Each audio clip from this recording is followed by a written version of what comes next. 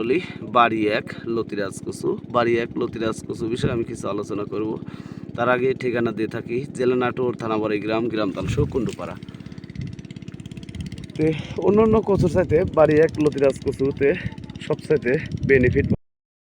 বিঘা জমি চাষাবাদ করলে প্রতি সপ্তাহে দেখা যাবে 5 মণ উৎপাদন করতে পারবেন প্রতি সপ্তাহে। এই যে কচুর প্রত্যেক কি সুন্দর লতি আছে।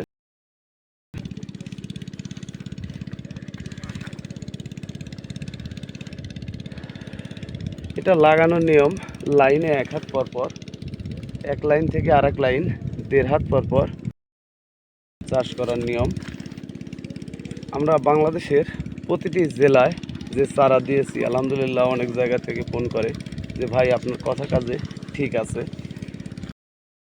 দেখাইছি বাড়ি এক, আর এগুলো হচ্ছে লতিরাজ, এগুলো মোটা লতিরাজ কচু।